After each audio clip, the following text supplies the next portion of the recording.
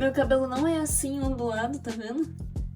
Mas ele é bem lisinho, bem escorrido. Só que, como enquanto eu tô trabalhando durante o dia eu deixo ele preso, ele acaba ficando com essas ondas.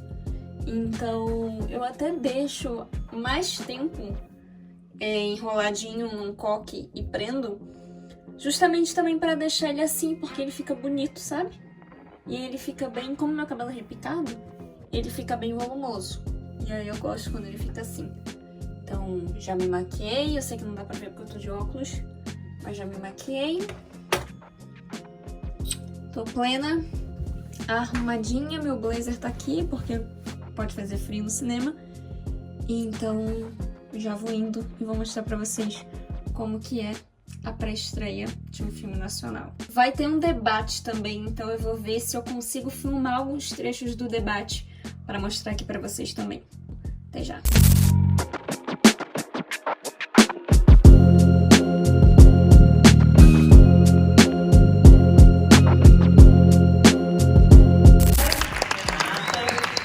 Eu acho que todo mundo já passou por coisas que a gente viu aqui na tela, né? Acho que todo mundo já teve esse momento de... Nossa, eu já tive uma situação como essa, eu em algum momento, numa relação minha, eu já me vi nesse lugar da Fabi, eu já me vi nesse lugar até da Paula também, né? De conseguir terminar uma relação e me ver livre ali de situações como essa. Há 18 anos atrás, em 2007, uma amiga minha vivia um relacionamento, ela chamava de dependência emocional. O termo relacionamento abusivo ainda não existia ou não era popular, né? E ela falou, olha, eu tô numa relação que tá muito difícil de sair, eu sei que não tá boa, não tô conseguindo sair, e eu queria falar sobre isso. A minha dificuldade de saber que não tá legal, mas eu não tô conseguindo. E aí eu comecei a fazer uma pesquisa sobre dependência emocional. E fui em vários grupos, frequentei alguns grupos para poder entender algumas questões, né? E eu estava tentando entender que história poderia ser, não queria contar a história dela, não queria que fosse, tipo, ela fosse a personagem real e ficcional. E aqui, até que eu terminei meu namoro, minha relação, e eu fui fazer uma viagem com a Paula para uma casa de campo para dar uma esparecida, encontrar as pessoas, um churrasco com os amigos.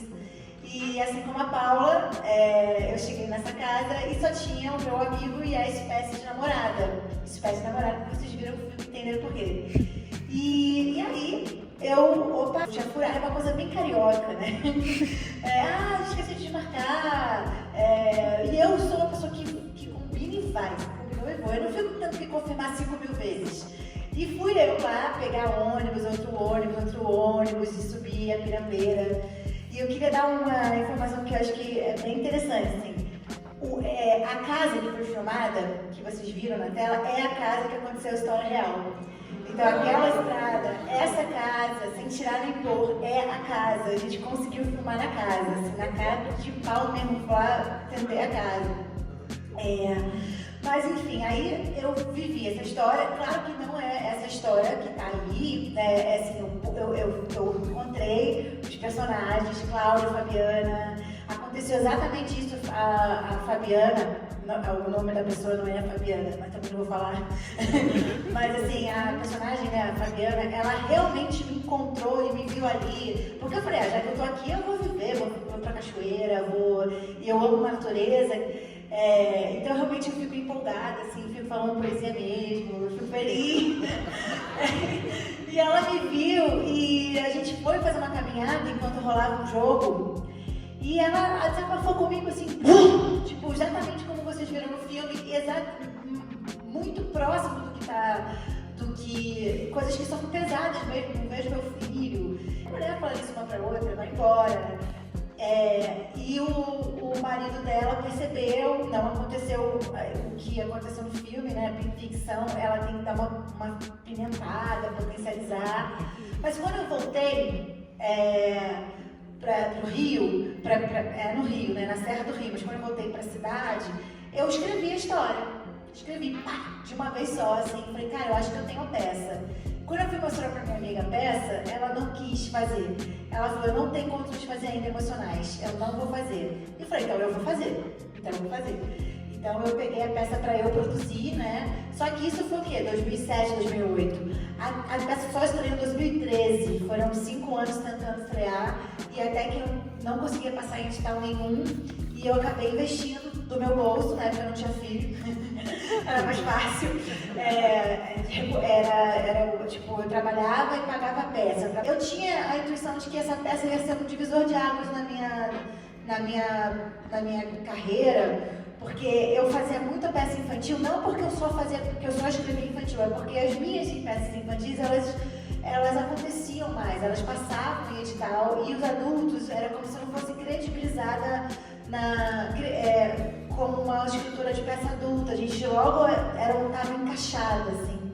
Então eu sabia que eu tinha que investir, aí eu investi e deu certo no sentido de que virou realmente. Foi uma virada, fui logo indicada a melhor texto, as atrizes ganharam melhores atrizes, as atrizes que fazem a peça não são as atrizes do filme, com exceção da Fabiana, a Verônica Reis. Na peça ela faz a Paula, ela fazia a Paula e ela ganhou melhor atriz, e a atriz que fazia a Fabiana, que é a Paula Sandrone, ganhou melhor atriz, e a atriz que fazia a Luciana, que era a Gisela de Castro, foi indicada. Então foi super importante trazer a peça, e desde que a peça estreou em 2013, todo mundo falava, isso dá um filme. E a Clara, que é a diretora, já era minha parceira desde 2010, porque antes da peça estrear, eu fiz uma adaptação para curta-metragem, só com os personagens Paula, Luciana e Marcelo. Então, tipo, Paula chega e encontra um casal. E um filme que se basta em 20 minutos. Eu fiz uma adaptação para curta-metragem por causa de um edital. A gente não passou no edital, mas a Clara, que ia ser a diretora, ela investiu no curta-metragem. Então, quando ela investiu no curta-metragem, eu falei, meu Deus, eu escrevi a peça, mas o curto estreou primeiro, eu preciso fazer essa peça.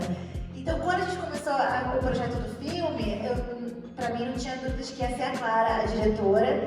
Ela não é só a diretora, como ela é a produtora, porque a Gamarosa, que é a produtora do filme, é a produtora dela, com o sócio dela, Felipe Barbosa. E é isso, então a gente, desde 2013, a peça foi em cartaz até 2019, a gente tem um projeto de voltar.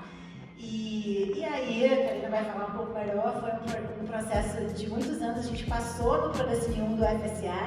Estou falando isso porque é muito importante essa política pública de edital, e a gente passar foi assim, muito, muito forte, porque fizemos tudo, o edital, tudo, os pitching e tal, e começamos o processo de adaptação do roteiro. O roteiro já tinha sido adaptado para o edital, mas aí foi melhorando até a gente filmar. Como você falou no início, eu acho que todo mundo se identifica um pouco, né? Até com mais de um personagem, geralmente. Acho que é difícil a gente não se identificar, porque as relações humanas, elas são bem complexas, né? Eu já ouvi falar muito bem da peça, mas eu não tinha assistido. E aí, quando a gente foi passando no filme, foi muito legal, porque primeiro a gente fez os primeiros testes, aí também, eu acho que foi... Aí a gente ia fazer, aí teve a pandemia, aí parou. Aí voltamos com o teste online, aí fechamos, aí melhorou a pandemia. Aí aquela coisa que todos nós vivemos, né? A gente sabe como foi, que era melhor, vamos voltar e voltava a fechar tudo de novo. E a gente ficou, enfim, um mês mais ou menos isolados em uma cidade menor, fazendo muitos testes de Covid e realizando esse filme. Foi um mês, né, de muita chuva também. Eles foram muito... Não sei nem como eles conseguiram camuflar, porque teve tanta chuva, gente, vocês não têm noção. Eram 30 dias, 27 de chuveiro. Olha essa loucura. Mas deu tudo certo. E, assim, minha experiência pessoal, né, em relação ao texto, a como me sinto em relação a isso, eu acho que eu mesma vivi uma relação naquela época que talvez não tinha dependência emocional, talvez ela não fosse enquadrada tanto como uma relação abusiva, mas como movimentos abusivos. E, assim, pessoalmente, eu acho que esse filme, não só a feitura dele, como assistir todas as vezes, eu acho que ele toca muito, né? Porque ele fala de coisas que não são só... Às vezes a gente acha que estar numa relação que está muito ruim, ela é algum estereótipo que a gente já ouviu falar, e não com pequenas violências ou pequenas agressões que a gente não fala fala tanto. Então acho que eu fui identificando sentimentos internos e vendo os outros personagens, identificando outras pessoas também na minha vida. E eu sigo assistindo o filme e pensando sobre isso. E abrir, sempre conversar enriquece o pensamento. E poder estar em outra cidade, né? De poder exibir o filme, conversar, assim, é muito aprendizado mesmo, assim, é uma troca, né? E por isso eu não gosto de falar a palavra debate, eu gosto de falar conversa, bate-papo, porque é muito mais uma via dupla, né? É isso, gente. Muito obrigada. Boa noite. Já a saída pré, tivemos um debate incrível, muito bom, muito construtivo e, parafraseando a roteirista, não é um debate, é uma conversa, é uma troca de temas assim muito sensíveis que toda mulher com certeza já passou. E que filme assim muito bem feito, gosto muito dele, mas vamos falar com calma sobre esse filme. Bom, vamos falar do filme. Os Sapos, ele é baseado em uma situação real, não uma história real, até porque não é exatamente 100% tudo o que aconteceu no filme, mas algumas situações que estão no filme aconteceram na vida real da roteirista, e eu achei muito interessante a forma como ela explica o método que ela usou para transcrever a situação que ela passou e posteriormente transformar esse texto em uma futura peça, e depois agora em 2025 no filme Os Sapos. É um filme tranquilo, é bom, mediano, assim, mas passa de boa. É uma história muito interessante com personagens que não tem tanto aprofundamento, mas a história se passa em um dia e uma noite. É um dia inteiro, praticamente. Então, é óbvio que em 24 horas você não precisa aprofundar muito os personagens e você traz algumas nuances ali de situações, de personalidades, das próprias relações, que você vê apenas em 24 horas se externalizarem, mas você já imagina o que acontece em dias, semanas, meses, anos e por aí vai.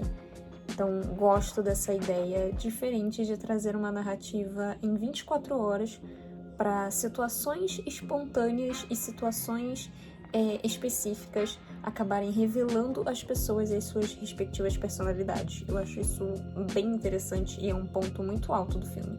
Uma outra coisa que eu preciso acrescentar aqui é a relação do nome do filme, Os Sapos, para a própria história em si, né? A gente tem aqui uma questão, tanto no começo quanto no final, não vou dar spoiler da história, mas logo no comecinho do filme e logo no finalzinho do filme a gente tem cenas que trazem sapos, de que um sapo tá dentro da casa para incomodar, a presença dele incomoda outras pessoas que ali residem, seja porque alguém tem medo do sapo, seja porque tem uma ojeriza ao animal, seja por qualquer outro motivo, mas existe a presença de um ser, um animal indesejado que tá ali e que incomoda outras pessoas.